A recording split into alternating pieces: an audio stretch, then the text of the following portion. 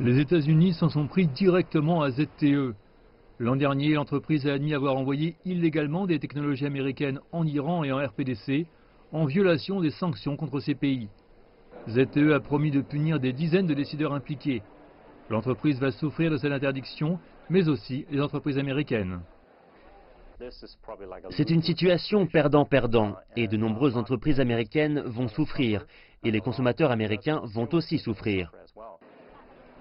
Le département américain du commerce a décidé d'interdire la vente à ZTE de composants et de logiciels américains pendant 7 ans. ZTE dit que c'est injuste et inacceptable. La compagnie ajoute que cette sanction va non seulement impacter la survie et le développement de ZTE, mais aussi tous les partenaires de ZTE, dont un grand nombre d'entreprises américaines. Par exemple, près d'un tiers des ventes de l'équipementier américain de réseau optique Acacia provient de Chine. Ces actions ont baissé lundi après l'annonce de la nouvelle. Et les grands acteurs du secteur comme Qualcomm, Intel, Microsoft et Google pourraient avoir à en souffrir aussi.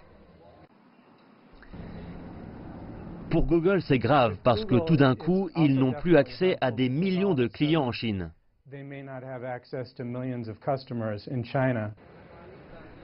L'an dernier, ZTE a vendu 19 millions d'appareils ici, doublant sa part du marché américain de plus de 11%. Ce qui en fait le premier marché pour l'entreprise.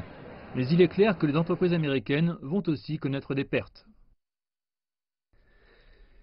C'est un signal d'alarme pour la Chine, particulièrement si on considère le fait que les entreprises chinoises dépendent beaucoup des États-Unis pour ses composants et sa technologie.